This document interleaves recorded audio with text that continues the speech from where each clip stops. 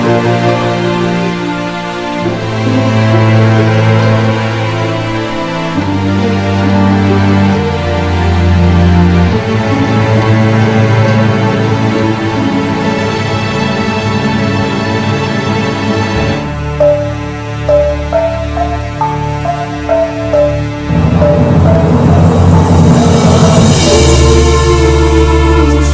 tercinta,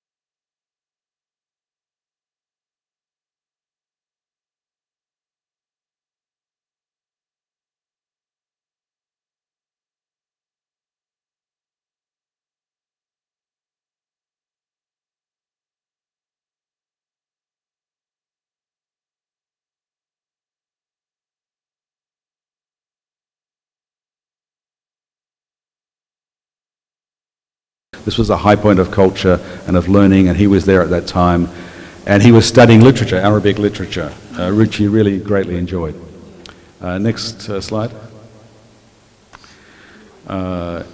So I mean, it's easy to dismiss Gus Dur and think that he's playful and not disciplined, but actually he was a really brilliant thinker and a quick learner and a passionate learner, and there's no question that he engaged in serious study as well as making a lot of ziarah trips on the weekend and having other adventures, but it was serious and fruitful study. Next slide. So from Baghdad, his passion was to go to Leiden. Of all places, it was University of Leiden that he wanted to go to.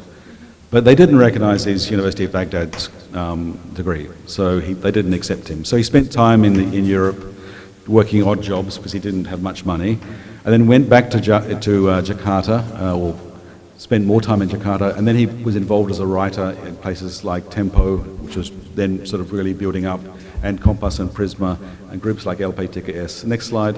So he became a modern intellectual, in that experience. So the fourth element that stands out, and this background helps us understand how this is possible, is that he is a remarkable individual, unique, but he's not all alone. He was very much a social being, and he enjoyed friendship, and he worked with others. Work independently, but he was part of a group of friends, and he was very much part of a social movement, intellectual movement. Next slide. And of course the intellectual movement that, there's different ways to describe this, but in general, I think it's reasonable to describe him as being a key figure in the Gerakan Pembaharuan movement, the renewal of Islamic thought movement, where his contribution was really, along with Nurjati Majid, these were sort of the key figures in that movement. Next slide. But the thing about that movement is it didn't come in a vacuum. It didn't suddenly appear with Nurjati Majid and Gus Dur and others. It was possible because of the changes that had occurred in Pesantren over decades, particularly the introduction of Madrasa Aliyah, Madrasa Diniyah, so dual track, having national curriculum alongside classical religious curriculum. Now we have Mazhab Adi, we have, and then of course it influenced the EIN system, so the human resources of the EIN came out of the Pesantren being transformed, and now we have, I think, I've lost track of how many WIN we have, but more than 40, I think. Yeah, anyway, it's, and I think WIN Cirebon is one of the newer WIN, right? In fact, when we arrived, the School of the postgraduate faculty still has the signage EIN, right? Yes, so it hasn't been updated yet. Anyway, this transformation which we take for granted, but which is really remarkable and unique in the world, in Indonesia. There's no other country that's had the scale of transformation of Islamic education that Indonesia's had, beginning from Pesantren through to now universities. That laid the foundation for this movement. Next slide. Yeah, okay, yeah. So next slide, I'll just quickly finish up, okay? Yeah. A key figure that was behind the scenes, there's not time to go into the details, of course, but ministers like Mukti Ali, who opened the way for many Indonesian scholars to go abroad and do PhDs abroad. This was really key. Next slide. Figures like Professor Harun Nasution, remarkable figures who really inspired Nurjati Majid, but others at Sharifita as well. Next slide. Next slide. Next slide. Next slide, sorry. So Chak Noor, of course, was a close friend of Gus Dur. Very different style, odd couple, but really quite close and really showing the same ideas. Next slide. I mean, Chak Noor was sitting there in Sarong, but actually he was very much orang kampus, right? And Gus Dur was the person who happily moved amongst Pesantren. Next slide. Next slide. There are other figures too. Dawah Rahajo, I think, deserves respect because he came from Muhammadiyah, not from NU. He didn't have a chance, therefore, to learn Arabic. He wanted to write an encyclopedia on the Quran. He did, but he had to work in translation, which frustrated him. It's a reminder of the privilege of pesantren education, but he was very hardworking, and Gus Dur got from him the idea of, well, not got from him the idea, but sharpened the idea about social justice and activism. Next slide. Next slide. And this fifth and final point, and I'll finish off here, is that I think sometimes even today we think of Gus Dur as being sort of a maverick, an unusual character. I mean, it's not an exact translation, but if you say Dur, what's one of the words that's often used next to Gus Dur? People will say Wali, right? Yeah. And Wali is, obviously, Wali is lots of things, but it also has this idea of maverick, like not normal, this is exceptional, category. Contribution to progressive thought was often dismissed as being just, not representative of broad society, not part of mainstream NU. I think that's changed, the perception has changed. Now, next slide. So Bob Hefner wrote this really influential book in 2000, and then it was immediately criticized, and it seemed over the next decade that probably it was overly optimistic. Next slide. And there was a lot of criticism, of course. Next slide. Ulil used, I use the term Islam liberal, which is probably not the best translation in hindsight. I think progressive Islam is a better way of putting it. And Ulil, of course, used Jaringan Islam liberal, and it was easy then to attack because people mischaracterized what was meant. Next slide. And of course, it was easy to make a focus of anger. Next slide.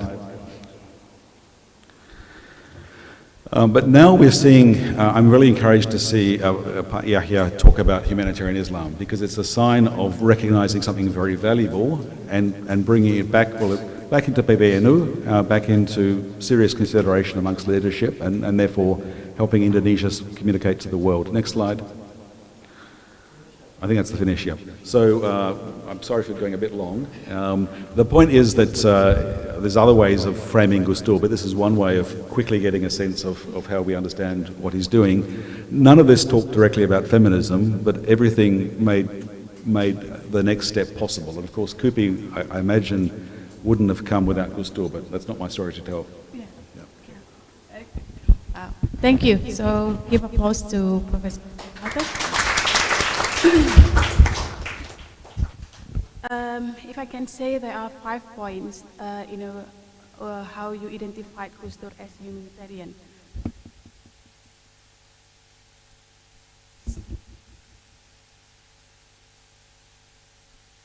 Then in concept of feminism itself, it's not easy to say that actually Gus Dur is feminist, but we can see it the way he lived his life, yeah, which is very humanist, yeah, and then caring for wife, daughter, widow, yeah, and everyone around him. So can we just say it that actually Gus Dur is also holding up the ideas of feminism itself? We can also, he deliberately gave a space for women, so he deliberately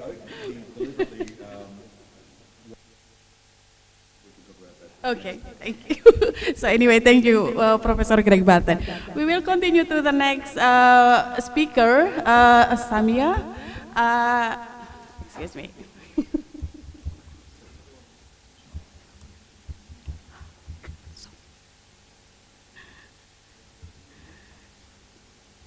Okay, Samia, his latest publication entitled Indonesian Women Ulama, Religious Scholar, from the caste to the religious authority to elaboration of gender theology.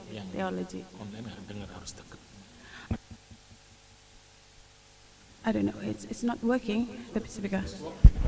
I see, okay. Sorry. Okay, so the second speaker is Samia, and her latest publication titled Indonesian Women Ulama, Religious Scholar, from the case of the religious authority to the elaboration of gender theology. And then, yeah, so I will give you the time, 15 minutes, Samia.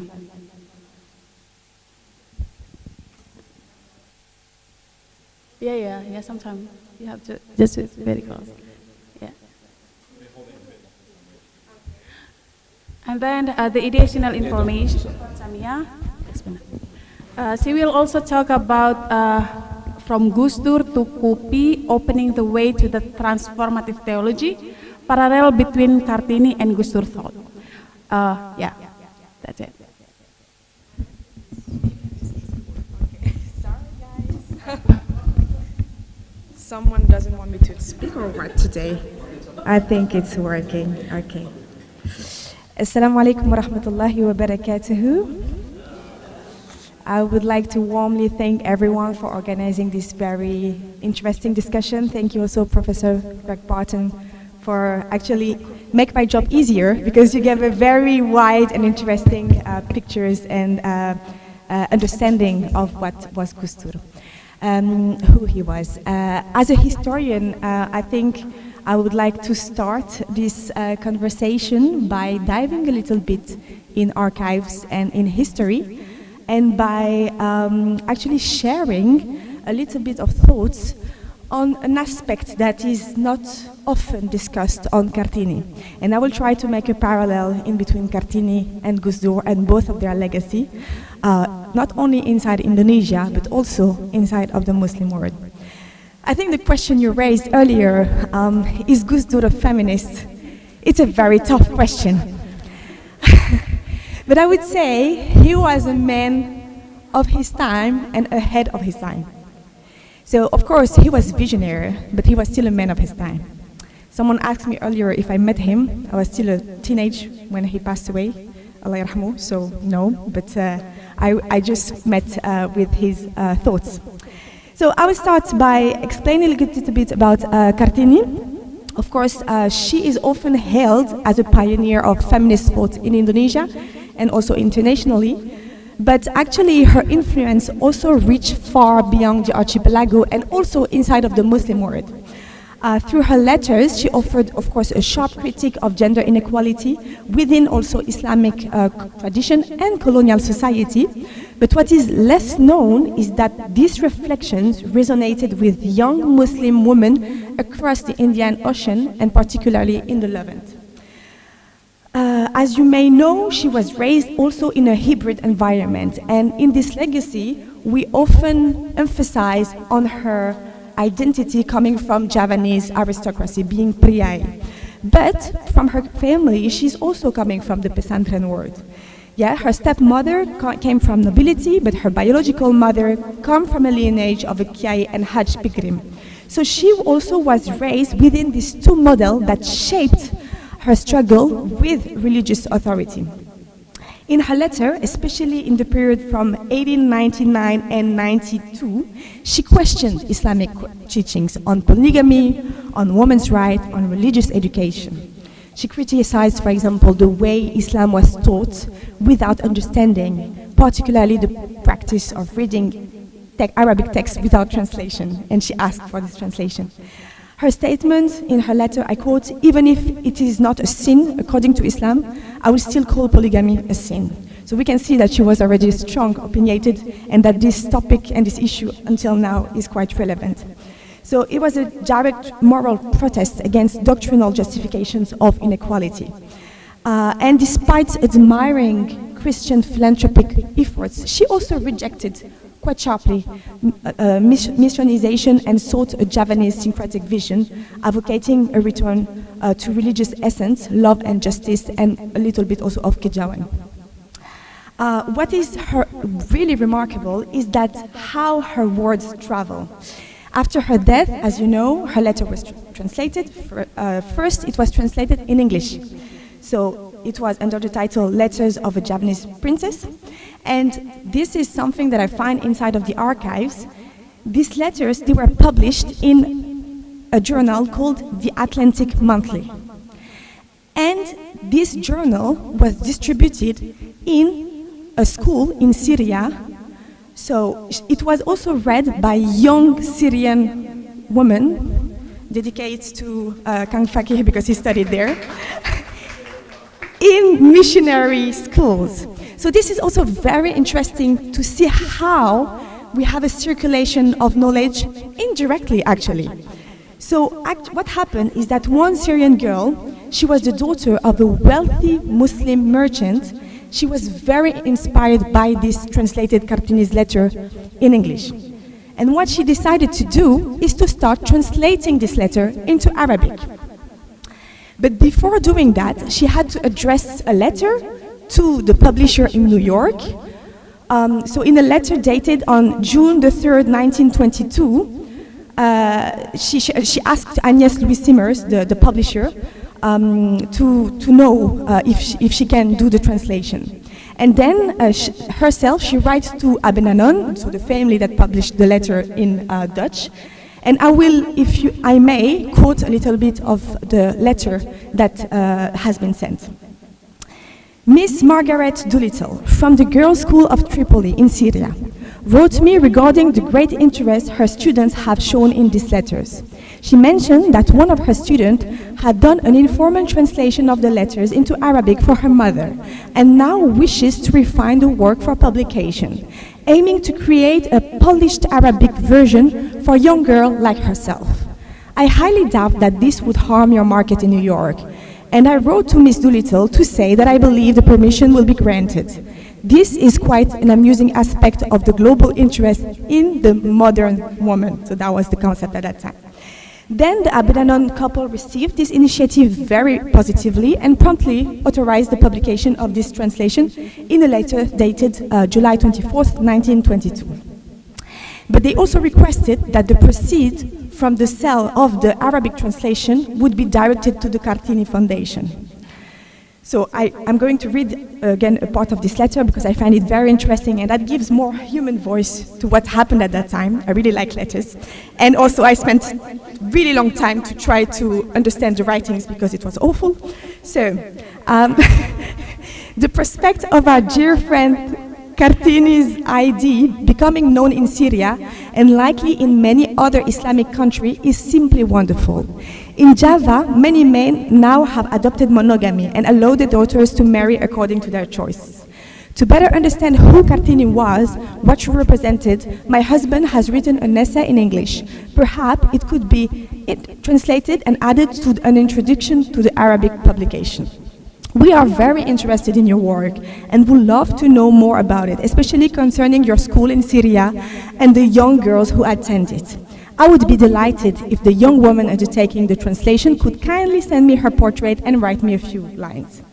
I published part of this letter about 7 years after Kartini's death with the dual purpose of bringing her magnificent thoughts to light and establish funds for school for indigenous girls, founded on Kartini's ID. I am pleased that in 2 years, 3 editions of the book have been published and that many have joined me in this effort. The first school was established in Semarang, and there are now several schools where around 2,000 girls are being educated. 1,000 Javanese people will join me in profound gratitude, convinced that the kind Syrian young woman undertaking this labor of love will provide immense support in spreading Kartini's noble objective within Muslim society. May we see this come to fruition. So with the blessing of Abenanon couple, the translation was therefore published in 1927 under the title Al-Hayat al-Qadima wal-Ruh al-Haditha. And this was not just literary admiration, but it was also an act of feminist solidarity and recognition of Kartini's critique of patriarchal culture. So we can really see how the thoughts of Kartini and her letters acted as a bridge, connecting Javanese women with Arab Muslim women, because they, in the letters, I'm not going to quote everything because you will sleep here, but in the letters, what we see is that the understanding, the interpretation of this letter, it was that Kartini, they didn't see her as an Asian woman, they see her as a fellow, a sister, in the words, that's what the word that the concept that they use, who managed to emancipate herself within a country that is Muslim in their perspective at that time. And this is really early. We're talking about 1920s, yeah? So that's extremely early. Yeah, kind of. So, and this intellectual circulation reminds us that Muslim women's agency has actually long been transnational, rooted in both local religious critique and global solidarities. Maybe I will share another.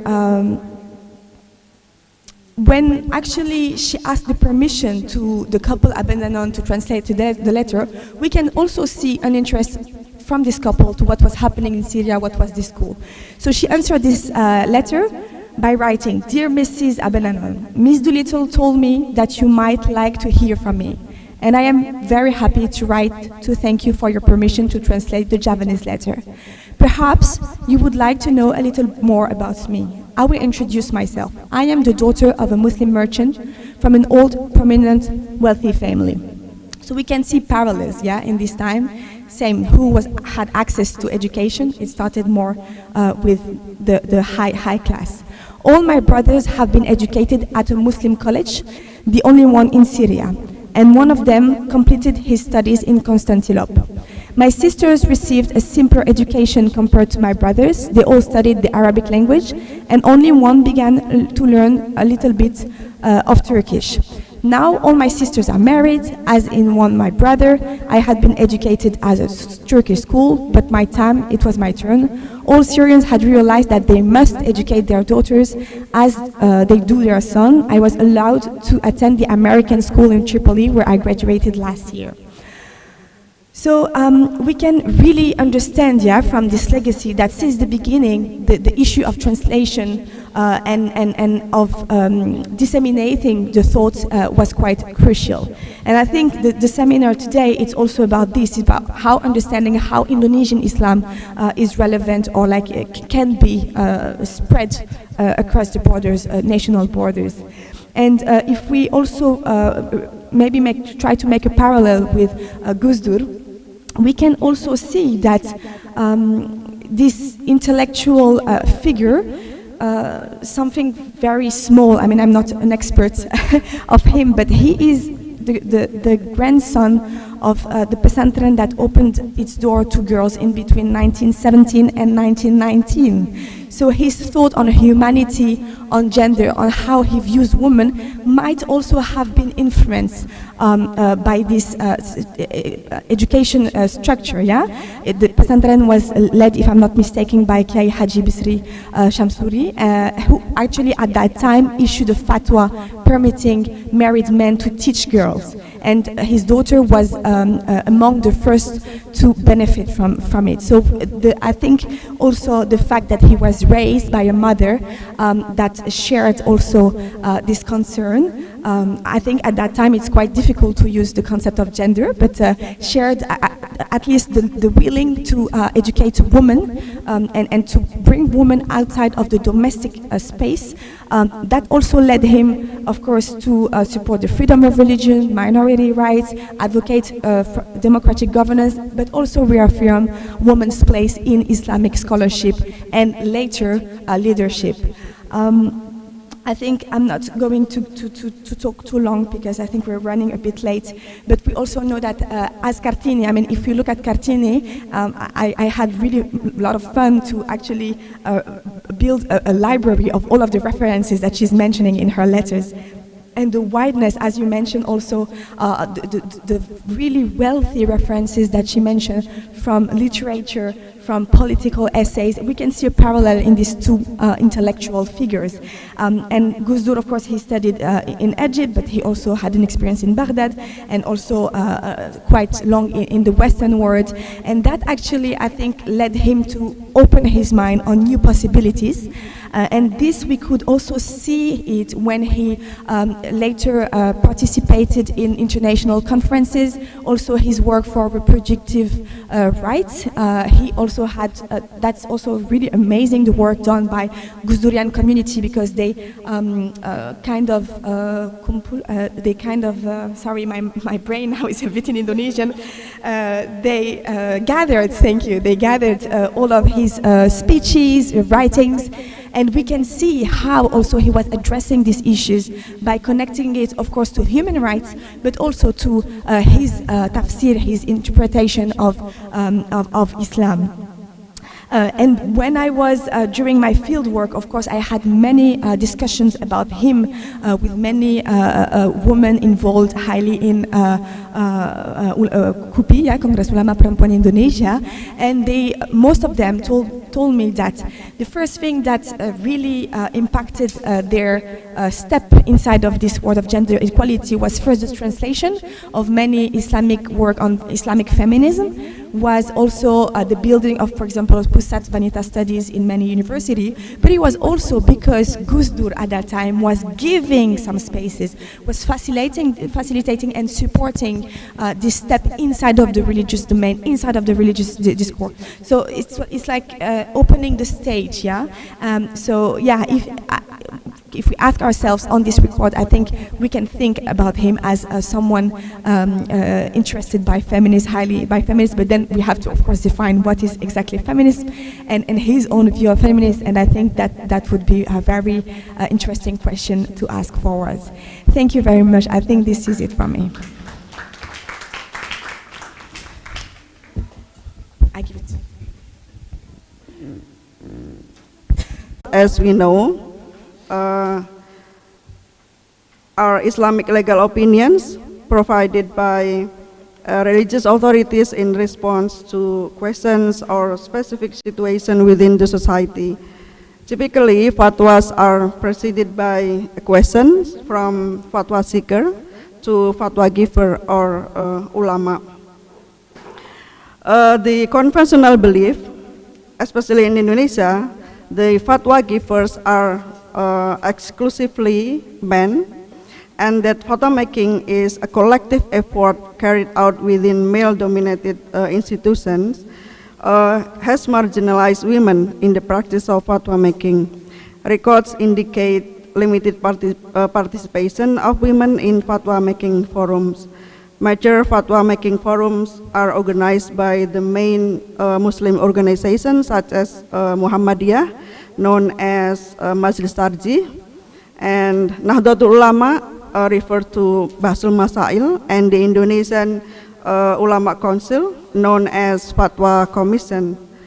Specifically, within the MUI, from 1975 to 1998, no more than 5 female ulama become members of the Fatwa Committee. In 2017, when I conducted my research, out of the 38 members of the leadership council of MUI, only 5 were women, and within the Fatwa Commission, out of 72 members, only 7 were women. So for my presentation today, I would like to highlight the inclusive aspect of everyday Indonesian Islam, drawn from the experience of KUPI, as well as the examples of Muslim practices in justice of Islam that I believe align with the Gus Dur's thought and legacy. So I studied traditionalist female Islamic scholars in Java, Indonesia, who have gradually come to destabilize the exclusiveness of male Islamic authority. They signify an important trend in the broader movement for social change and gender justice in Indonesia, which is the convergence of female Islamic scholars and scholar women, activists in the active involvement of men within the movement. This movement culminated with the holding of the first Indonesian Congress of Women Ulama or we call it KUPI, in 2017. So what I'm going to highlight are the first and foremost, female Islamic scholars, also known as women ulama, have played a significant role in issuing fatwas for their communities. The process of fatwa making carried out by women ulama take place in various settings, including fatwa institutions, grassroots initiatives, social movements, and media. These diverse experiences demonstrate that the process of issuing fatwas is both inclusive and transformative. Women's involvement in fatwa making challenged the prevailing narrative of male-centric fatwa institutions, disrupting the established norms and power dynamics within the religious authority. The term ulama perempuan is less common than nyai, or female pesantren leader, mubalighah, female preachers, and ustadzah, or female Islamic teacher in Indonesia. But it carries a higher level of quality, capability, and authority. KUPI defines ulama as an individual with profound knowledge, deep reverence for Allah, noble character, commitment to conveying knowledge, dedication to upholding justice, and a mission to contribute positively to the universe. The term perempuan is defined by KUPI, has both biological and ideological meanings. Biologically, it refers to individuals with female genitals capable of menstruating, becoming pregnant, giving birth, and breastfeeding. Ideologically, it extends beyond biology, encompassing a perspective, awareness, and movement advocating for women's justice in familial and societal relations with men. Under this definition, anyone can engage in activities supporting women's well-being and striving for a dignified and just life. This distinction helps clarify perempuan ulama and ulama perempuan.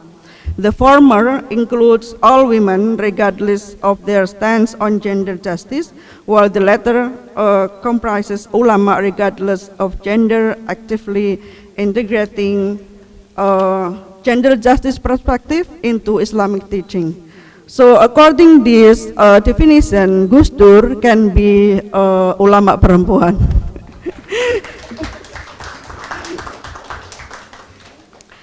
Secondly, women ulama also challenge the dominant narrative of fatwa making practices related to the method of interpreting Islamic texts and the framework of issuing fatwa.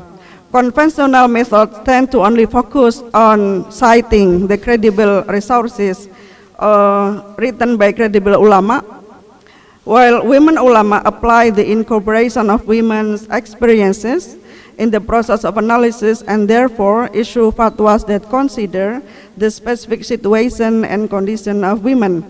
This effort encourages critical engagement with sacred texts and theological doctrines, uncovering the practical basis and interpretation that have shaped religious traditions. The 2017 Congress has established a methodology for formulating fatwas. KUPI combines traditional fatwas methods from institutions like the MUI and Basul Masail with reasoning and perspective sources, including the perspective of ma'ruf or goodness, keadilan hakiki, which means substantive justice, and mubadalah or hermeneutic of reciprocity, facilitating the creation of fair and just fatwas.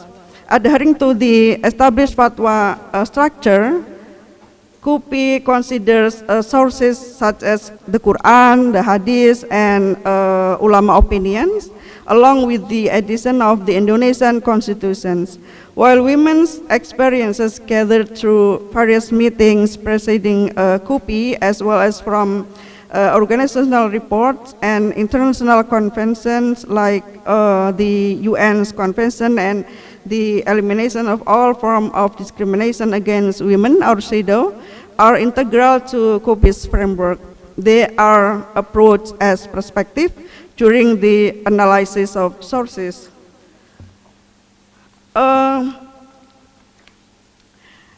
Thirdly, my third point is that the process of issuing fatwas extends beyond religious practice itself. It creates spaces that empower women to reclaim their spiritual autonomy and exercise their Islamic authority. This empowerment allows them to challenge oppressive practices and advocate for their rights within the religious setting. Additionally, fatwas can serve as a means of driving social movements and advocating for broader social change within society.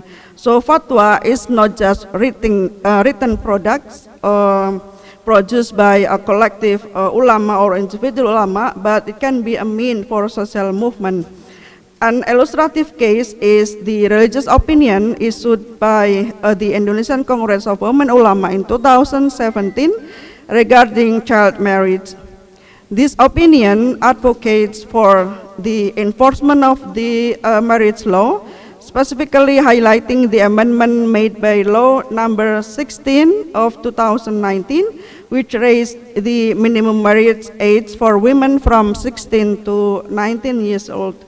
And lastly, regarding community-based authority of women ulama, the act of women issuing fatwas, particularly at the grassroots level, challenged the prevailing narrative of female Islamic authority, which has predominantly relied on institutional and top-down approaches, focusing on leadership roles within mosque and madrasah.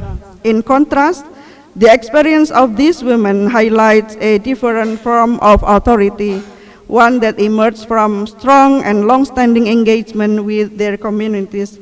I refer to this as community-based authority, where their certification as religious authorities come from the acceptance and recognition they receive within their communities.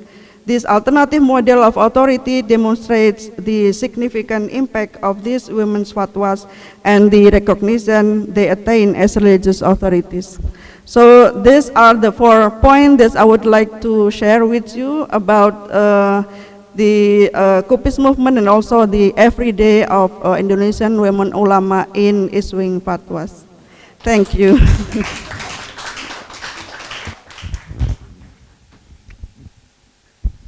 So, thank you, Ibu Isma. Hello? Yeah, okay. So, we can see that actually, fatwa or making a fatwa for female is a very long journey. Yeah, this is about creating space for women. This is about how the government or the society give opportunity for women to speak their ideas, and then regardless their gender. Yeah, gender. The differences. Biological differences, I mean. So very good ideas and then material that you delivered here, Bu Isma. And then I would like to open question session, yeah, both from the online and offline participant. So if you have any question about this, the first is about issuing fatwa, yeah. From Ibu Isma, and then Samia about how women in global, yeah, and then the relation between Kartini and then the idea of gender equality in global level, and then Pak Greg about Gus Dur and his humanitarian ideas. So, any question, please? Okay, first we have one question here from Ibu Septi. And also Pak Faki. Okay, you have a 2 questions. Should be female. 2 participants. Baik. Bismillahirrahmanirrahim warahmatullahi wabarakatuh. Thank you Bu Mamai for the time, and thank you for the speakers. The title that I see is talking about Gus Dur legacy in KUPI movement, but I don't see the speaker talk about it. in one of the holistic and integrated tema. The first speaker talking about the Gus Dur thought, talking about his spirituality, humanity, and so forth. And the second one talking about Kartini and her contribution as a female Japanese authority in the colonial era. And also the third, Mbak Isma, talking about the KUPI, and then justify that Gus Dur one of the representative, of female ulama, explaining the indicator of his thought. They're talking about the gender. That's why I would like to further ask you about this. I'm sorry I got to talk in Bahasa because it's quite complicated to speak in English. To make me easier. Temanya hari ini kan berbicara tentang Gus Dur, legasi Gus Dur dalam konteks KUPI movement gitu ya. Saya terus terang Pak Greg, fans dari Gus Dur bahkan kemudian dalam aktivitas saya ketika mahasiswa pun saya terlibat dalam banyak aktivitas NU dan beberapa organisasi kemahasiswaan saya memang yang punya afiliasi terkait dengan NU. Dan ketika menjadi dosen pun ada beberapa yang kita inisiasi untuk menulis book chapter tentang Gus Dur. Dan kebetulan karena saya female gitu sehingga kemudian mereka meminta saya untuk menulis pemikiran Gus Dur menggunakan perspektif gender. Tapi ketika saya searching literatur tidak terlalu banyak yang berbicara tentang itu gitu. Karena memang pemikiran Gus Dur itu kan lebih fokus pada pribumisasi Islam gitu humanisasi kan begitu kemudian hal-hal yang bersifat etik, spirituality. Memang kalau dari pernyataan-pernyataan itu banyak yang menyatakan bahwa Gus Dur itu punya perspektif gender seperti yang dikatakan oleh Mbak Isma tadi.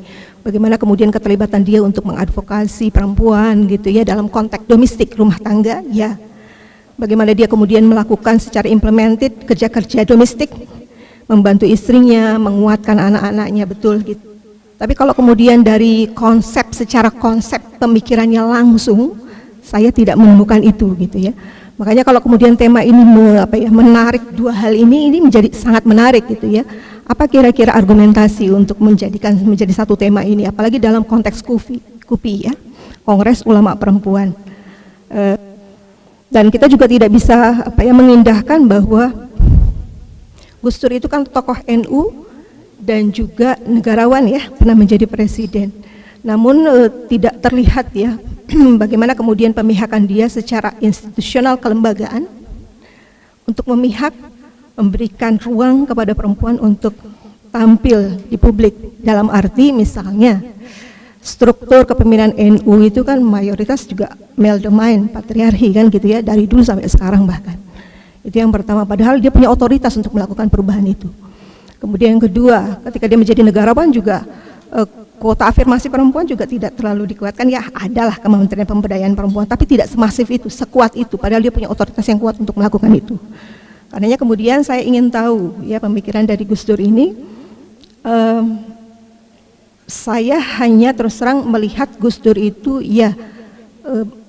memberikan legitimasi etik moral ketimbang kemudian secara transformational leadership menguatkan secara institusi, memberikan dukungan atas perempuan di publik dengan aksi nyata secara sistem dan kebijakan formal. Makanya kemudian harapannya ini ada masukan dari Mbak Isma juga,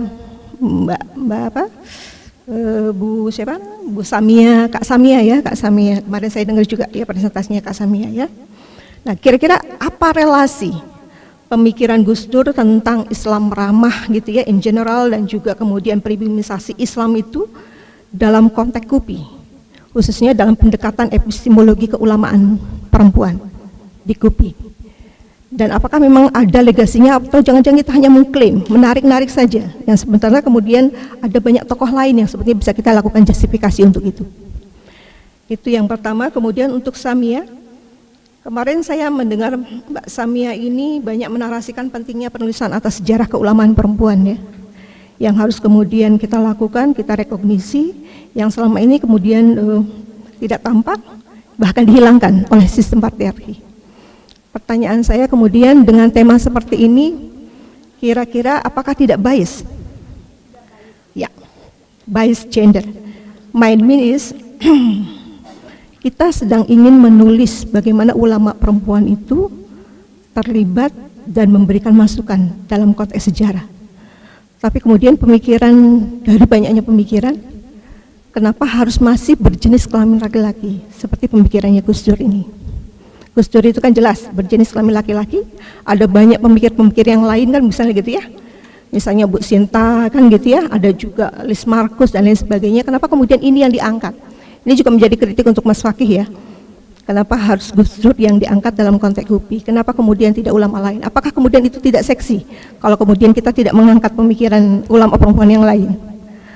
Atau mungkin jangan-jangan saya sangat khawatir kalau kemudian tanpa sadar kita melanggengkan patriarki meskipun secara simbolik ya, yakni menjadikan tokoh laki-laki tetap menjadi pusat sejarah bahkan dalam film sendiri.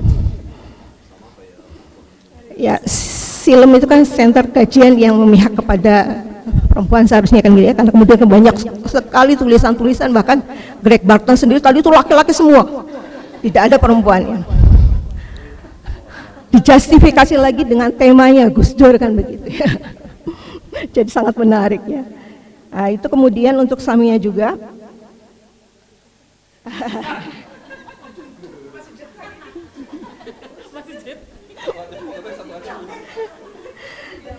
Oke, enggak gini. Apa yang kemarin dipaparkan oleh Samia itu kan sebetulnya sebagai pemantik ya. Pemantik bagi kita untuk kemudian terlibat melakukan penulisan ulang sejarah ya keulamaan perempuan. Namun kemudian saya melihat sekarang ini, kalau era kolonial enak ya.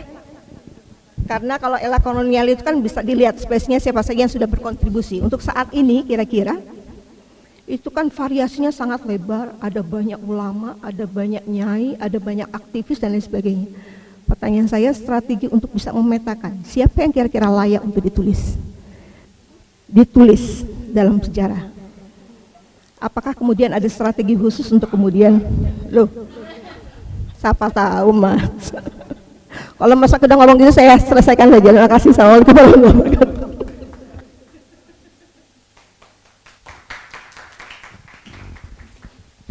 Okay, can I, Can I conclude it into 3 questions? The first is that, in your opinion, that Gus Dur is providing more ethical foundation for the gender movement in Indonesia, rather than, institutional ground. Yeah, this one is for Pak Greg Barton, and then the second is a question for Ibu Isma. Quite similar. So in her opinion, Gus Dur only providing not theological foundation for the KUPI movement, yeah, because actually we know that we try to reform in terms of the theological foundation in KUPI, but then there is she cannot see a significant foundation reform on the theological basis. Yeah, so that's the second question for Bu Isma, and then the last question is for Samia. Strategy for deciding. To prove that is hard to prove. So I think there's really a need for scholars. This could be master's students or PhD students as well, but I suggest there's at least 2 studies that we could benefit from. One is going through Gus Dur's writings and looking for explicit elements about ideas about gender and feminism. I believe they're there, but it's not been done before. And it's true, it wasn't something he emphasized overtly a lot, but I'm sure it's worth a study to go through and make sense of this. The second is the consequences of his leadership when he was Ketua Umum and then when he was president. What difference did he make? And one thing that occurs to me, this is not the same thing, but it's a relevant way of thinking about the issue. I went with Gus Dur to perayaan Tahun Imlek in Jakarta and in Surabaya in February of 2000, right? Which at the time was like a big deal because for the Chinese community up until that point, there were so many limitations on publicly being Chinese, using Chinese names, using Chinese language. I mean, I remember coming to Indonesia in years past, and on the customs form you had to declare whether you were bringing anything illicit, including Chinese material, right, which was prohibited.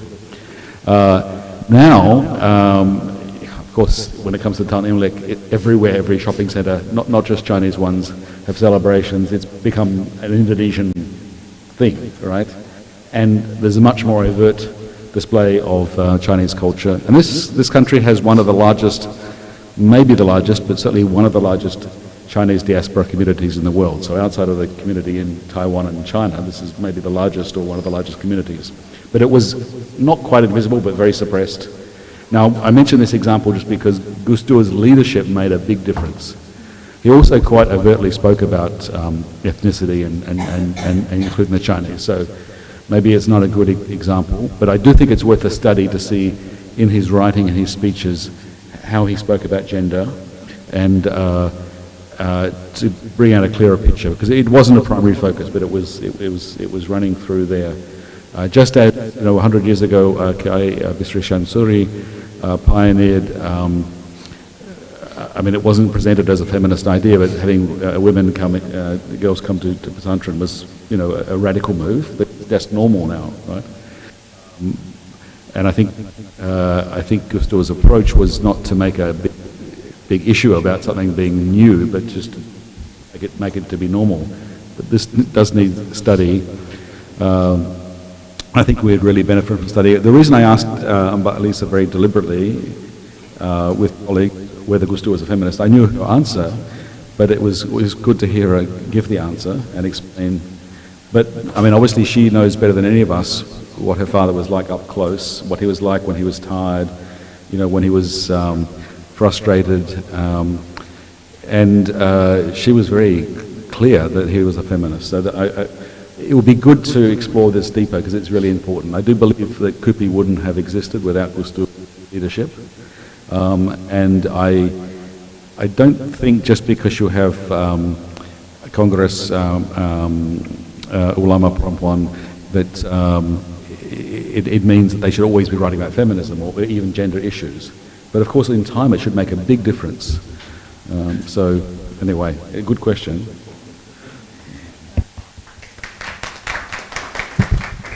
Okay, yes, Bu Isma. Yeah, thank you, Ibu Prof. This is very important question, yet difficult to answer. So in my opinion, that when we talk about KUPI, we cannot forget the history behind the establishment of KUPI. KUPI doesn't emerge from an empty environment or empty context. So it started from actually during the late of Suharto era. There was massive development of NGO in Indonesia, and some of them are women NGO who were conducting empowerment for people from pesantren, and most of the people who are involved in this NGO are those who are from pesantren background, and we know that Gus Dur is also from pesantren, and I can see there is maybe not direct connection, but like inspirational connection between this young generation from NU and the thought or legacy of Gus Dur. And then this NGO conducted trainings about gender and critical analysis for those who are from pesantren, including women. One of these training are PUP, Pengabdian Ulama Perempuan, where around 400 women ulama graduated from this training. One of them is me. And that's the first one. So I agree that Gus Dur provide ethical foundation for women's movement, and then he became the inspirational model for this movement. And secondly, as I explained in my presentation, that two values that we can learn from Gus Dur thought is about inclusive Islam and also the justice of Islam. And I believe that these two values become like core, values in KUPI's movement. For example, as I explained, there are four practices that we can see that KUPI's movement try to open or to create Islam as everyday practices that is more inclusive. Not only, for example, if we see the fatwa forum, it's not only dominated by men, but also women can actually play a role as fatwa makers. And about the justice of Islam, we can see was issued by KUPI. The justice of Islam is inherent in all the KUPIs issued by the fatwas issued by KUPI. Yeah. Thank you. Thank you, Ibu Isma. Okay, so if Bu Septi or Professor Septi tried to say that Gus Dur is doesn't give any theoretical base for the movement or feminist movement in Indonesia, then you say that it is indirectly. Yeah. Oh yeah, can I say one thing? So I learned from the PowerPoint provided by Professor Barton. There are many quotes from Gus Dur, and we can find like keadilan Islam, for example, inclusive. I think that's everywhere in Gus Dur's thought. Okay, yeah. So this one can be say as one of the very prominent ideas from Gus Dur about how we see everyone in equal, in equal status between men and women, and this has become also the basis values of his thinking and thought. Yeah. Okay, so we will continue to hear the answer from Samia.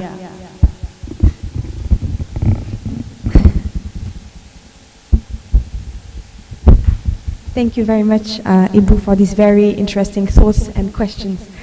Indeed, actually, I wanted to address this topic, also relating it to the first part of the title, Indonesian Islam for the World, as I think it's a very also important issue that is actually grounded also in history and history thought.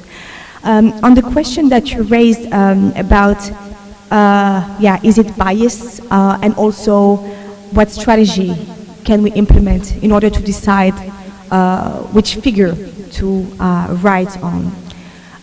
First of all, as a historian, I think we have to separate two very important things.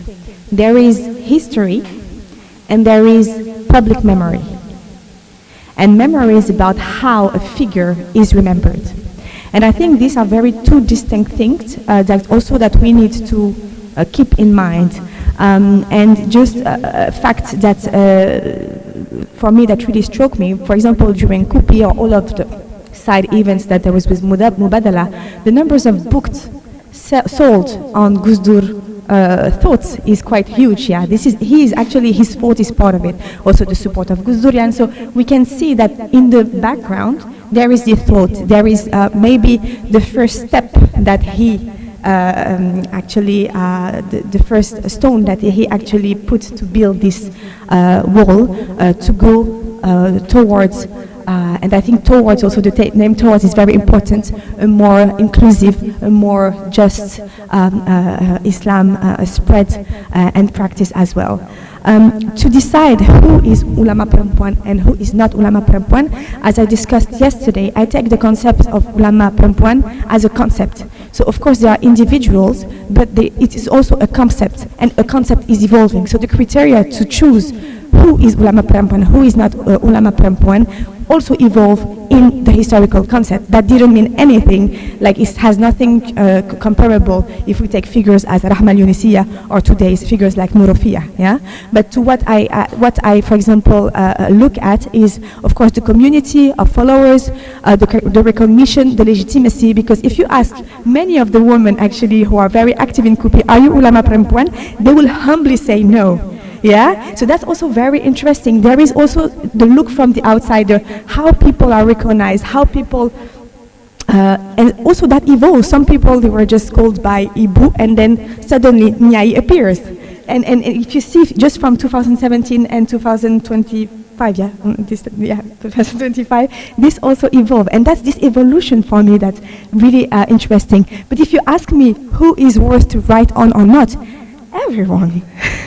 I'm not a I do not claim to be a historian of just the elite or like the high top hierarchy. Everyone is worth. But then we have to be, of course, scientific by bringing archives, by bringing data, and to understand exactly what is this religious role, what is this leadership, and also what are the limits of its leadership in Indonesian Islam, and also because if you actually go back to the very simple definition of ulama and why women has been marginalized from the religious thoughts since an early age. That was also the question of network, because women were not allowed to travel, yeah? So this is all of this limitation that kind of now slowly are breaking, but there are also other challenges, other contestation.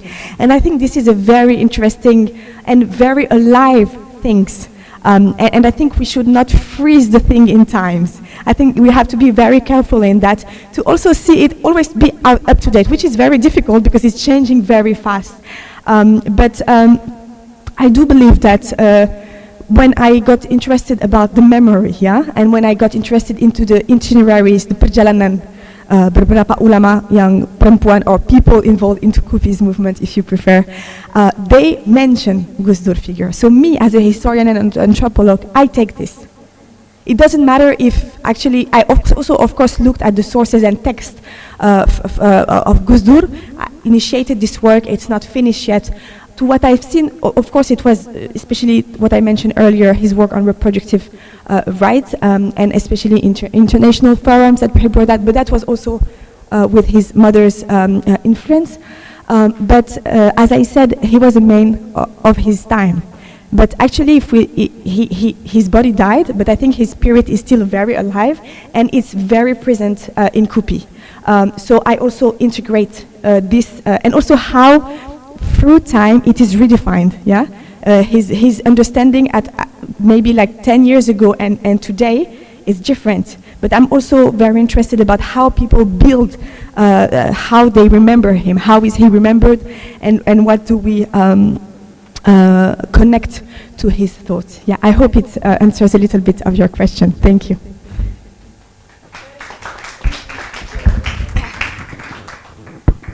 Okay, so we will hear a question from Kang Faki. Yeah, so please, Kang.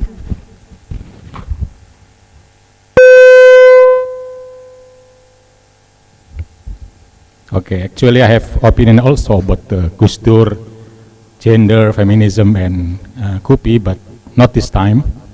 But in summary, I can say that action is often more powerful than the thought. And the Gus Dur action in terms of gender, very, very powerful in terms of action. But thought, of course, we need to discuss more. My question is to Greg, because I think there is one point was missing from the Gus Dur legacy, which is very, very important now. The humanitarian Islam, to me, is not only how we respect people in terms of relationship between people within the diverse background, especially religion, race, but also people against, or maybe people before the state. Gus Dur is very powerful how he welcomed people to his house, to his PBNU office, from the lay people. Even Inul Daratista, pedangdut, in that time is very lay people, not viral in that time. And migrant workers, you know, and also the victims of corporate. They came to the Gus Dur house, to the PBNU, and welcome and support them, empower them. And now it's like missing. No NU, no Muhammadiyah, no ulama who support them. I mean, the question is to Greg, who or how we in terms of student of Gus Dur, or maybe the network of Gus Durian, how we should carry his legacy in this time where the state very powerful. There is no political party. There is no Islamic university can talk before the Ministry of Religious Affairs, for example. While in that time, Suharto very powerful, Gus Dur come to many Islamic university to empower people. I mean, civil society is the legacy of Gus Dur.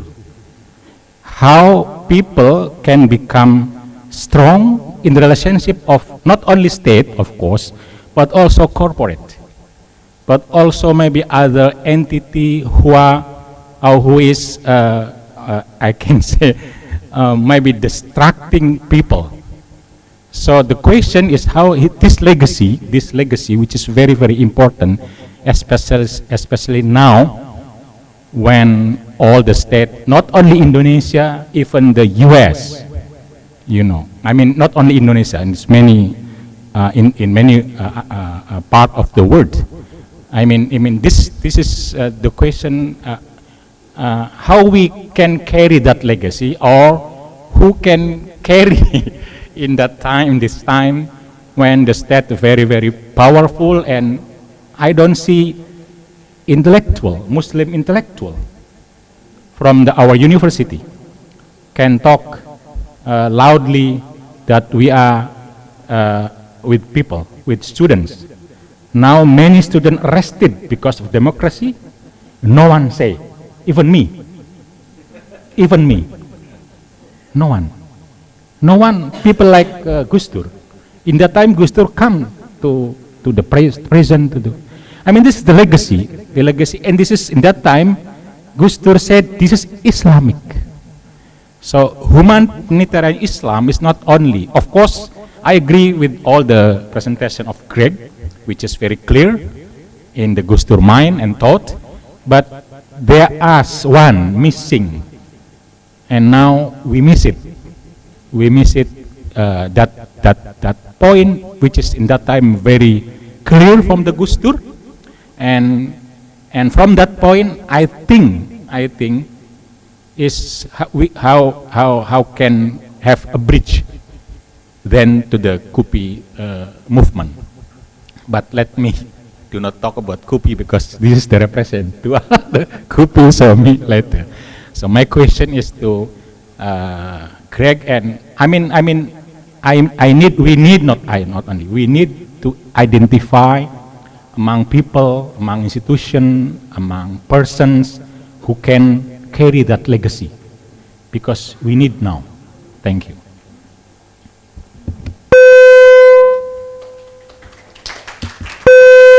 Sorry.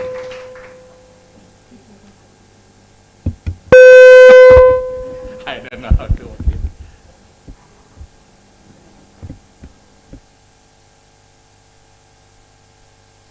Yeah, thank you. It's an excellent question, and yeah, the presentation was too long already, but it's true that this is an element that needs to be brought sharply into focus. In that quite famous saying of Gus Dur that Tuhan tidak perlu dibela, he adds, and not everyone would add this, most people would agree with what he says, right? God doesn't need defending because he's above all, he is all, right? But for Gus Dur specifically, he adds, so defend those who are being persecuted. And that was very much throughout his life. And that is part of where we need to go to look in terms of what he has done in terms of feminism. That he was always looking for those who needed help and making sure that listened, received them as guests, but then helped them. But that does need to be drawn out more explicitly, but it's certainly sort of running very much through his approach. And I mean, let me say as an outsider, and try to be a little bit encouraging, but I think this is also not overly optimistic, it's realistic.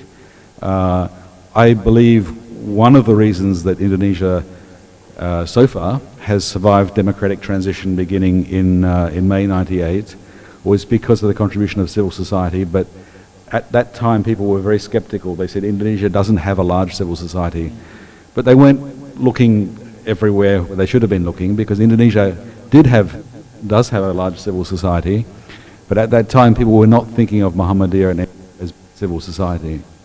Yeah, of course, when you think about it, this mass organizations, this was the sort of as the astrophysicists say, the dark matter, the unseen mass, and it was the critical mass. But specifically, to answer your question, and this is not just Gus Dur's work, it comes out of Pesantren tradition and other work, but it certainly Gus Dur accelerated this.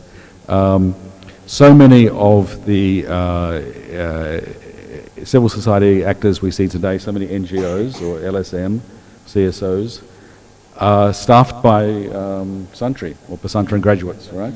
It's just a very natural thing. Sometimes explicitly, like with LKS, but sometimes it's just, you don't even think about it, but it's there. You know, on a different occasion, perhaps in future, inshallah, we can talk about Islam and the environment, or Islam responses to climate change. Yeah.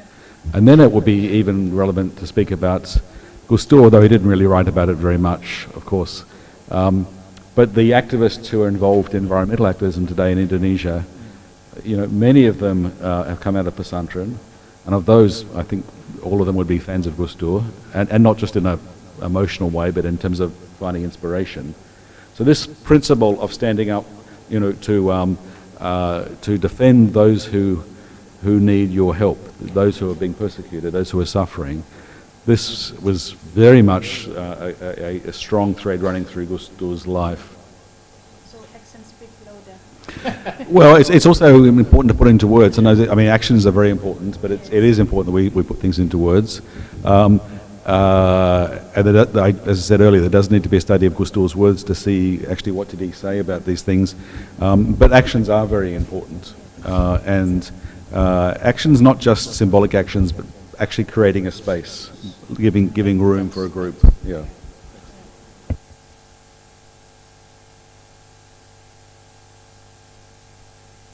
Okay, thank you very much, Pak Greg. And then, we already gave the time to Pak Faqih to give or to share his ideas about this issue. And I will give a time to Pak Wiryawan. Is that correct? Yeah, from the Lyon University, because he said that he wants to share his ideas and opinion about our topic today. So please, Pak Wiryawan, are you here? Sorry, I need to prepare my system first. Okay, you can see my yes. camera. Okay. Yes. First of all, thank you so much. Very interesting discussion, and I think this is the only way, you know, we can learn from each other. I also have prepared some slides that we can discuss a little bit about, or extension about what we have discussed so far. I hope I can share my screen, if I may.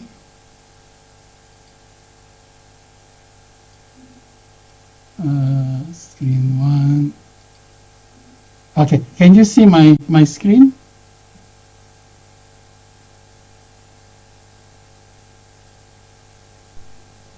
About linear vs. Hello. Pak Rudo. Can you hear me? Yes, I can hear you. Okay, so before you start it, I would like to remind you that your time is only 5 minutes. Sorry. As is possible. So the idea here is just linear and circular-minded thinking. Just let's do it a little bit fast. Yeah. Okay. Thank you. Right. And again, linear-minded, always thinking about your view is not my view. The truth will be buried forever if we have this kind of attitude.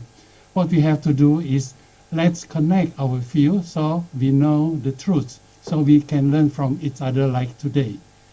And God, especially very often we say, your God is not my God. The truth will be again buried forever. We will not learn about God. So circular-minded meaning let's share what you know about God so we know God better together. And religion, again, linear-minded will say my religion is sacred. To question is it is heresy.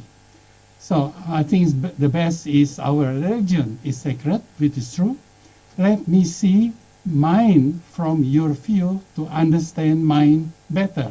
So I can learn about my religion better because I get view from other person. So prayer, again, I pray and I ask God to fulfill my wish. But actually God has already fulfilled what I truly need.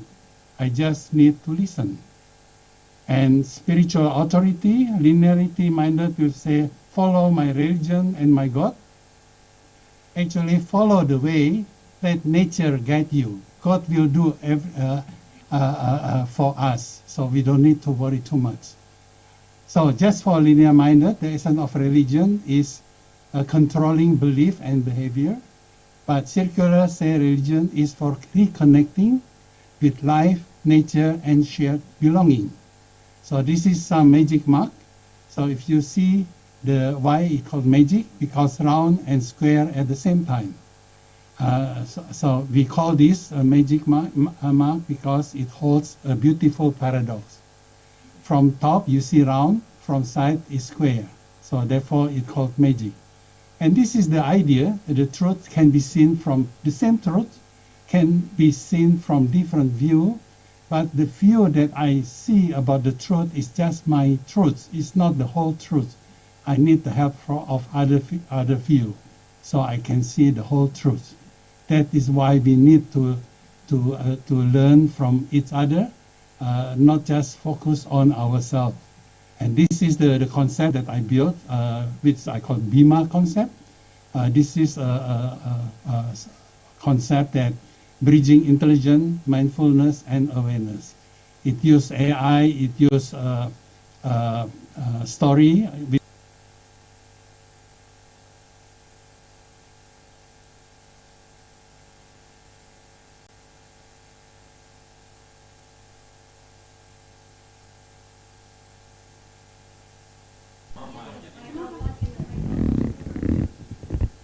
Halo. Pak Rudolf. Sudah ya?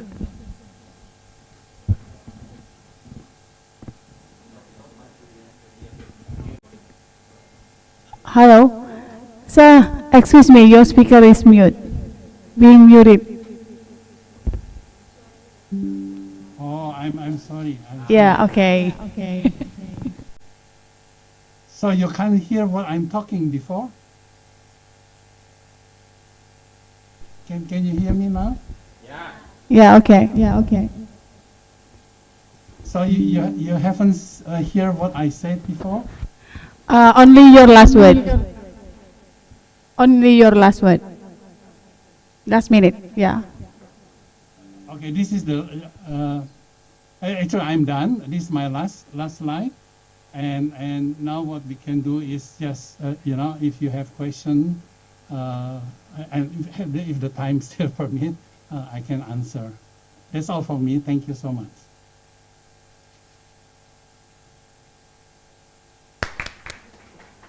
Okay, so I will also give a time to the participant online. There are some questions. Can you share it to me, the question?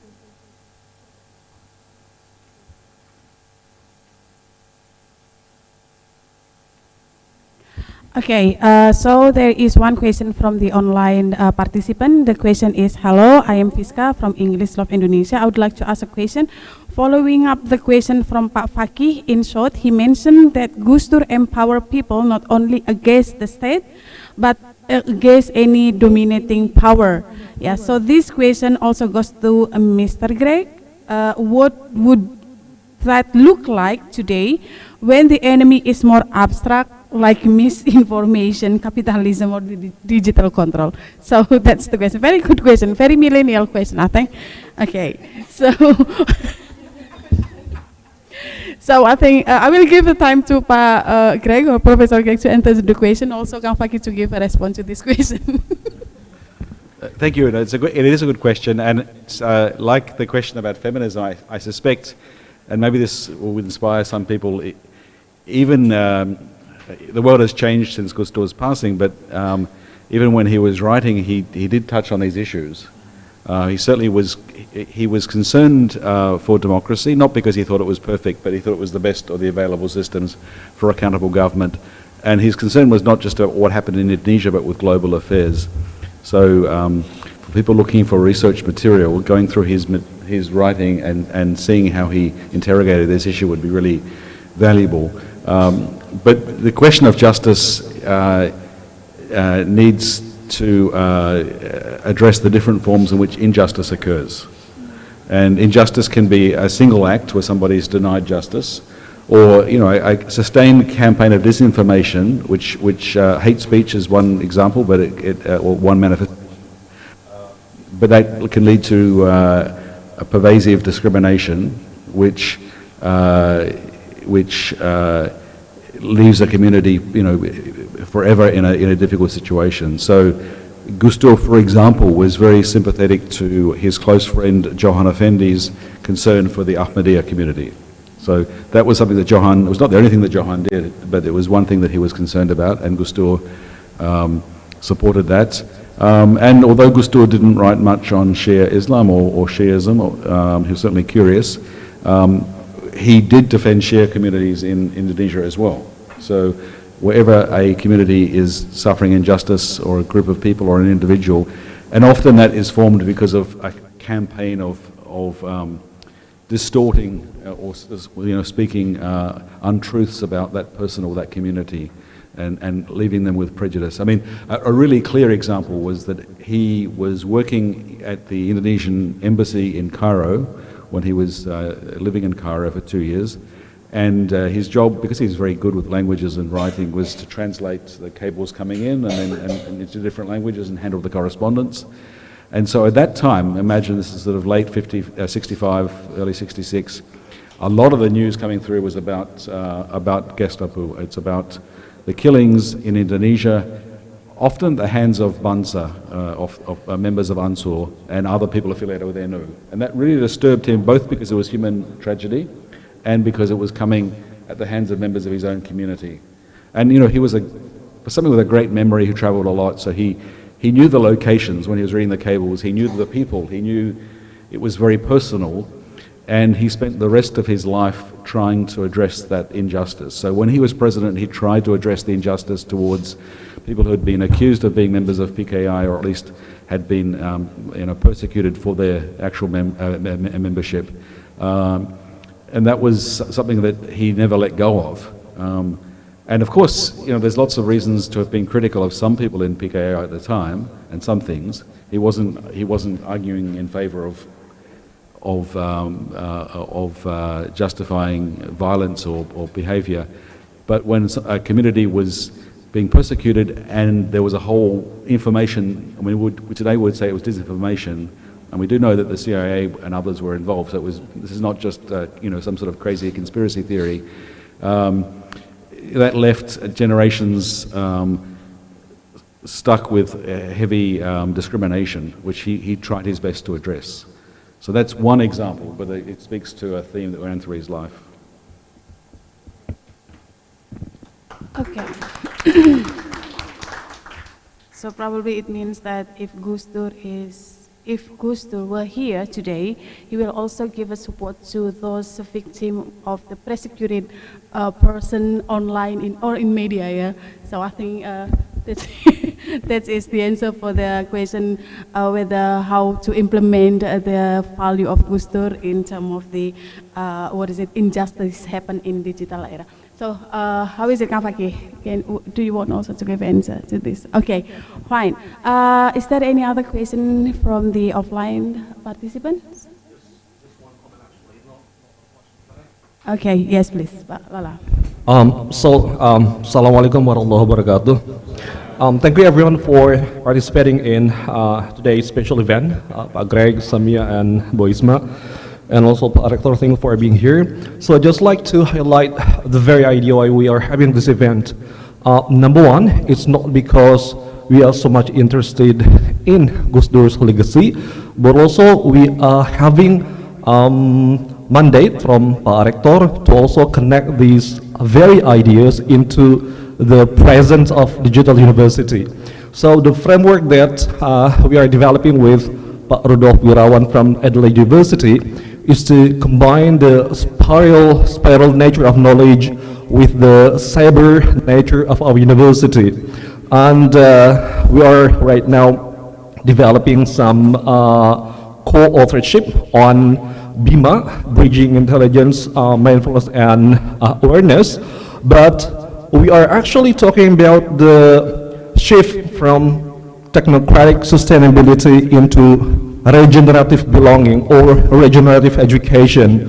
So in this very idea of the framework, we are talking about the utilization of tokenless DOAs, the structured dialogic methods, the blockchain-powered storytelling, and then we're also connecting the idea of pluriversality, where we are fostering many ways of knowing and many ways of sensing, and also the coexistence of governance. So if you look at the very vision of our university to become inclusive university, we are also trying to promote the idea of helping communities not to be excluded digitally. So that's actually our very mission from the BIMA framework that we are developing. So I do hope that today's conversation will guide us to a more robust research in my field, English language teaching, and also in literature or in legal systems of Islam that we are discussing at our university.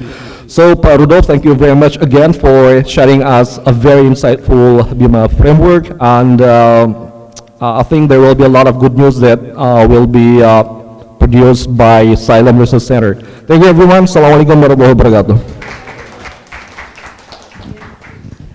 Okay, so before I close our discussion today, I would like to ask for the speaker to give your final remark on the issue of our topic today, yeah, especially in the question of what do you think about Indonesian, what we can provide or offer to the world, yeah, about Islam Indonesia, and then how we in Syber, Syekh Nurjati, can elevate our potential and give contribution to the world. Yeah. So I think that's your final remark as a speaker for this topic.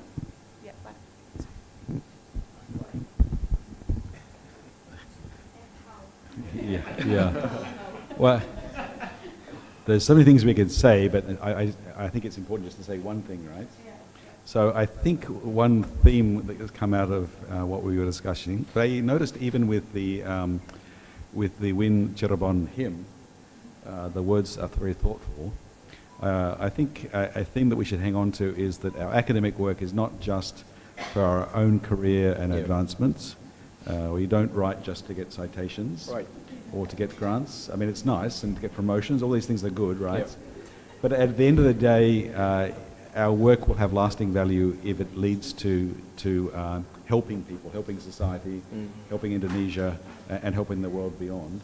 And of course, the reason we talk about Gus Dur is because even though he passed away in December 2009, for the rest of our lives and beyond our lives, his work will have value because he had a heart that was concerned for those who needed help. And I think as academics we have a privileged position. We can make a difference. So one of the things we should do is look for those who are being persecuted or whose voice is not being heard, and reach out and connect with them and see whether we cannot do something that can help them to highlight their needs or an injustice, but maybe even just giving them an opportunity.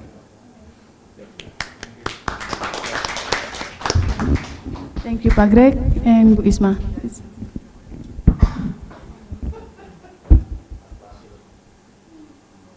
Yeah, I have to think about my last statement. But learning from my experience presenting about KUPI all over the world in many conferences and workshops, I think the Indonesian Congress of Women Ulamas movement can be a role model for other women's movement, especially in the Muslim society. And I hope that the establishment of asylum can be a platform, and also the Syekh Nurjati University can facilitate in order to make this model can be separated around the world as well. Thank you. And last one, Samia. Well, that makes me very difficult for me to find something interesting after these two beautiful statements. But I would say, I think one of the huge privilege, because I still, regarding, of course, the limitation right now with government context, political, economical also context, I think it's still a privilege to have spaces in Indonesia where both academics, civil society, so NGOs and all, can actually build new knowledge in order to spread, of course, this ethics to kind of improve, and to help in a humanitarian sense, I would say. And this is a huge privilege that many countries now in the Muslim world do not have. And I think we have to always keep this in mind. I'm thinking about Palestine now, Afghanistan, but many other countries, and we know what is happening over there. And I really hope that, of course, translations are really important of works. People would actually dream to read directly the very progressive thoughts by many intellectuals and scholars. But also, I would say, meet people, build connection. And as Isma said also, I think creating center like Shalem and having this platform that could maybe invite people from the global south, so it means Africa, Asia, revive a bit the Bandung spirits. I really believe into this. It's not over, I hope. I'm maybe too optimistic sometimes, but I still believe in it. I think that can really lead the way to concrete actions.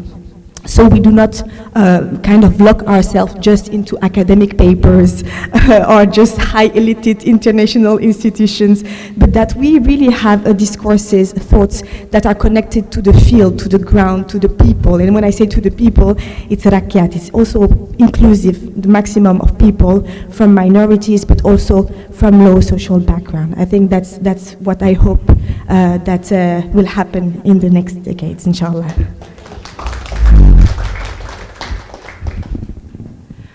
Okay, so thank you for Samia. And I would like to close our discussion today. And before I close the discussion for today, I would like to say thank you to Professor Greg, to Isma, and also Samia, for your very great insight and thoughtful material. And then before that, also I would like to, thanks to all the participants, both online and offline. And we are looking forward, asylums are looking forward to work with you all in the future. So I hope there will be a collaboration where we can meet our ideas, and then bring our ideas together. And then just like what Samia said, bring this idea to spread it to the world. So see you again in the next event. Thank you again to the participants and speaker, and also our rector here, Professor Aan Jailani. Thank you very much for your support. See you again in next meeting, and thank you for your active participation. Wallahu muwaffiq ila aqwamit thoriq. Wassalamualaikum warahmatullahi wabarakatuh.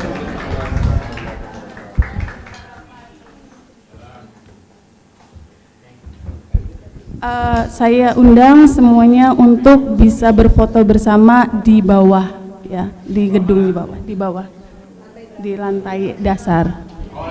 Ya. Ada tulisannya Pak Greg.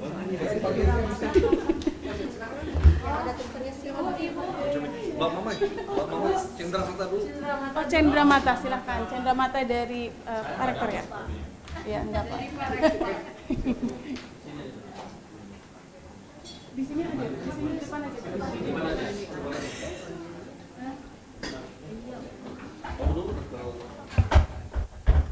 Ya, silakan Pak Rektor, Pak Greg.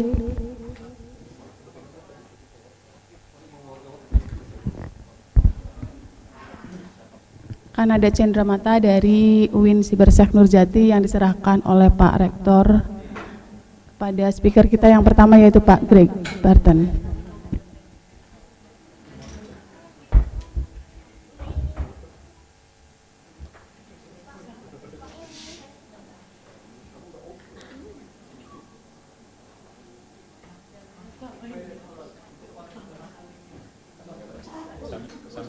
Sampai nggak bisa jawab.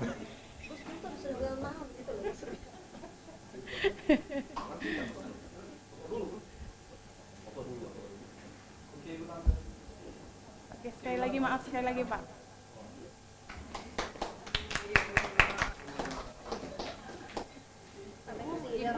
Ibu mau menguji ya.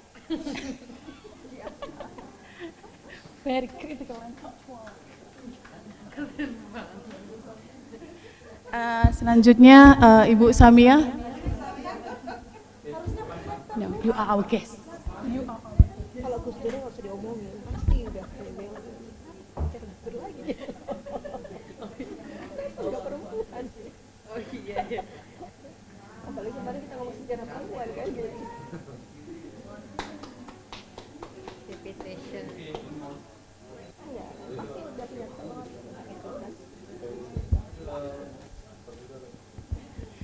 Oke, terakhir Ibu Isma sebagai speaker dan juga director. Saya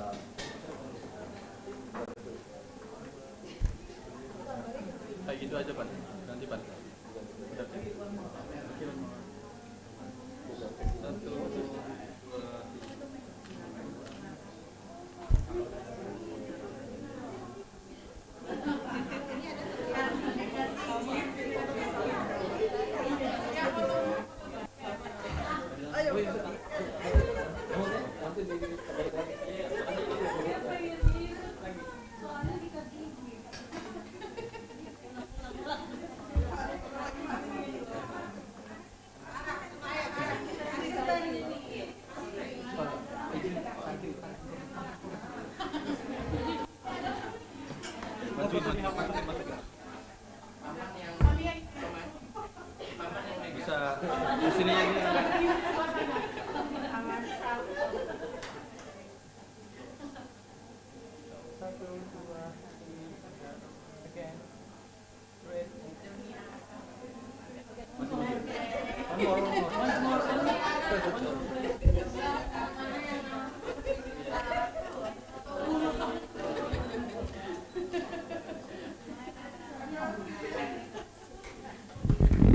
Silahkan.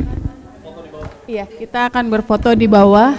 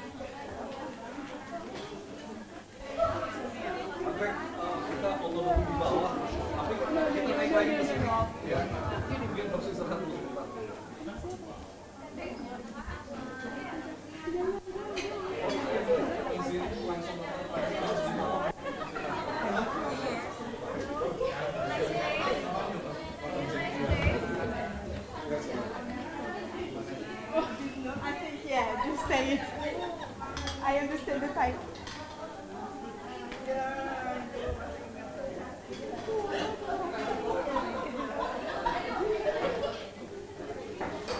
Wow, that's amazing. It's like a first impression.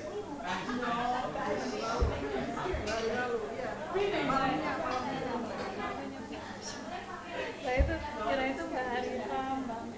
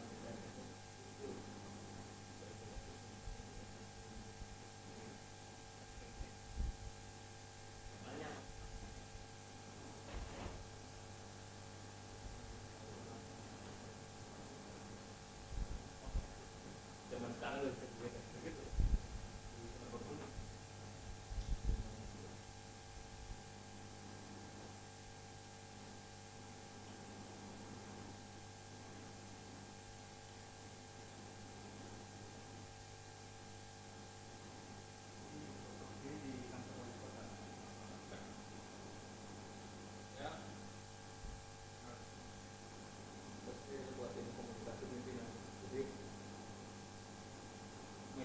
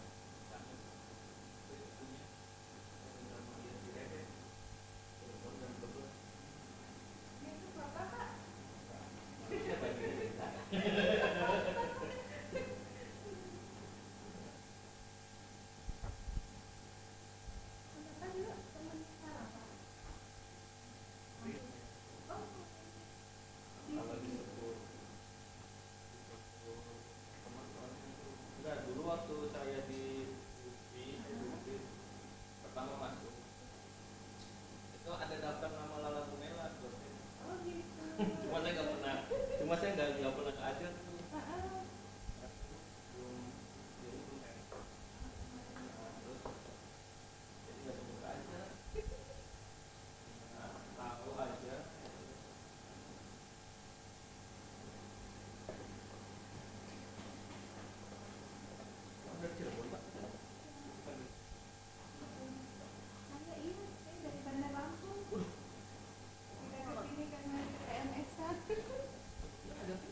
Di UIN Bandar Lampung.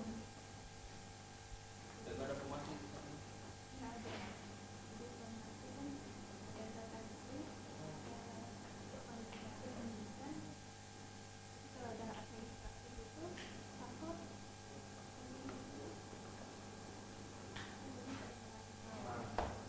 Iya.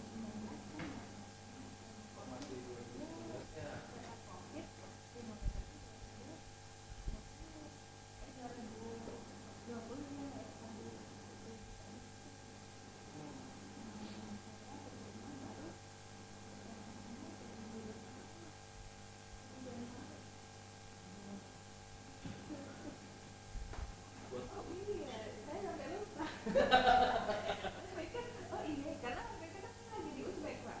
Ikut suami. Suami kan dosen di sana. Dia pesan pulang ke Indo kan. Jadi kayak nggak niat gitu. Terima aja deh, terima ya syukur. Kan soalnya satu. Jadi akhirnya kami mutasi. Di sini juga. Di UIN juga? Enggak, di apa? Dosen swasta. Di mana tuh? Di Inhada. Oh, Di iya. Inhada. Mungkin jodohnya di sini.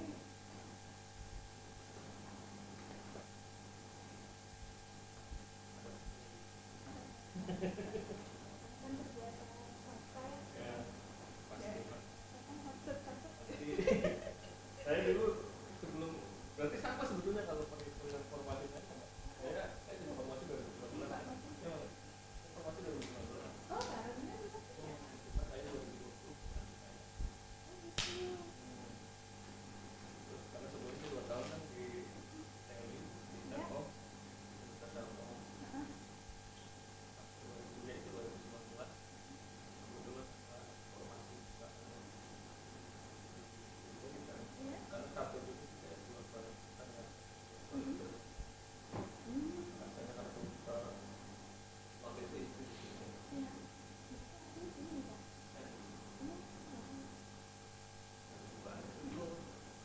Udah lah, udah kan.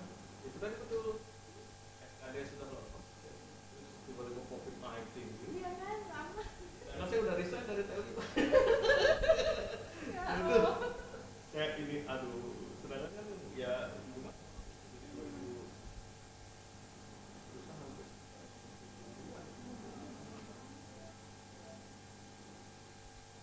Tidak ini semua ya. Saya tuh pas SKD tuh di Uzbek tuh kejebak. Saya nggak boleh keluar. Terus kalau akhirnya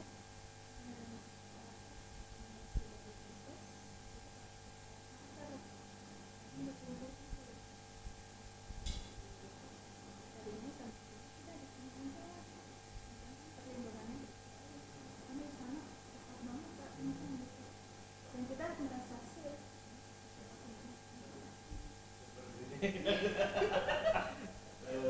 iya. Apa itu mas? Cuma kadang kan kita tidak tahu ya, enggak negosiasi. Saya pulang 1 tahun untuk kena Ukraina. Di Uzbek itu kan pemerintahannya Rusia gitu. Jadi kita kan statusnya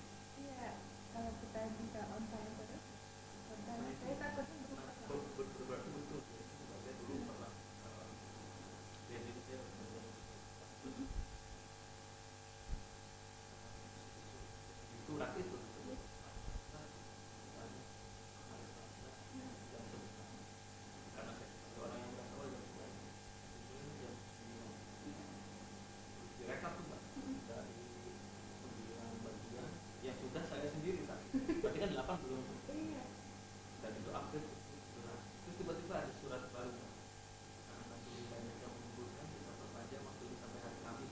Kan saya bilang kurang ajar, bilang oh begini gitu, akhirnya saya polanya begini. Kita itu perhatian misalnya mengumpulkan itu cepet amat, dia bilang nah itu kan ritme itu yang kayak kita yang aneh.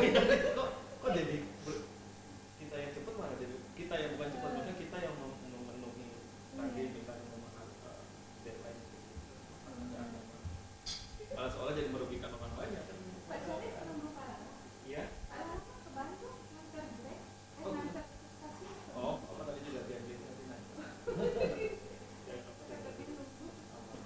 Nah itu jadi makanya saya tuh tetap ngerjain sesuai itu Pak. Tapi ngumpul yang mana sih? Takutnya tuh berubah. Kalau kita ngikut molar tuh.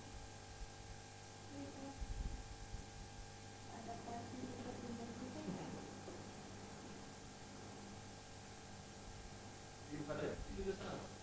Sastra Inggris. Jadi di sana tuh dari lagi ini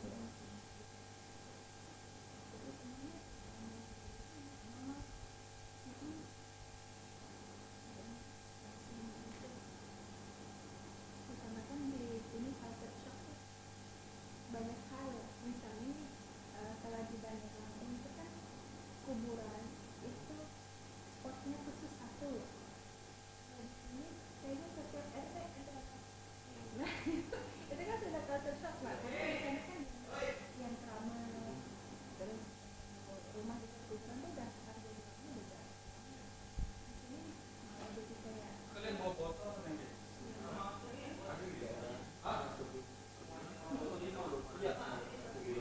Di telepon aja, di telepon di tengah. Jadi kapan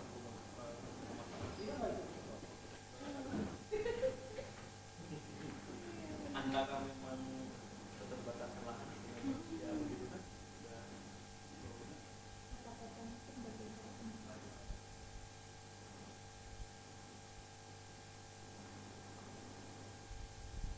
begitu kita harus panen. Di sana kan kalau di Indonesia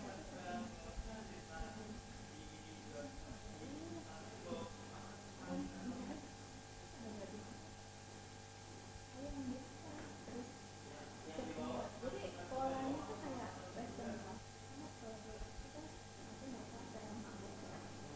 Terus saya kenal padahal orang Islam terus di kampus tuh kan saya ketemu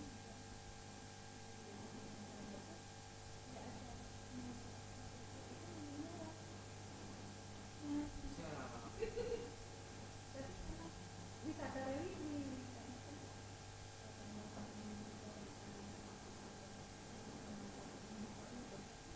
untuk budayanya sendiri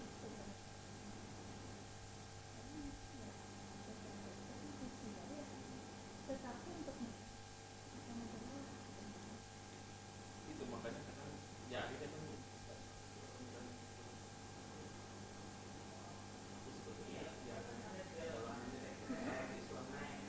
tapi kan yang kita lihat praktik ya. benar.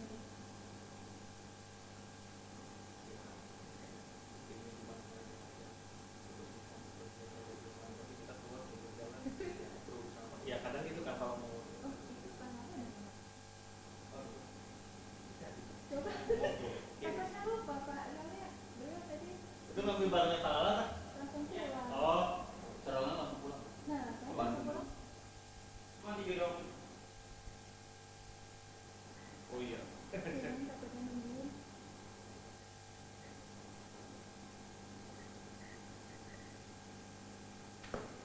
Saya bawa pulang lagi ya.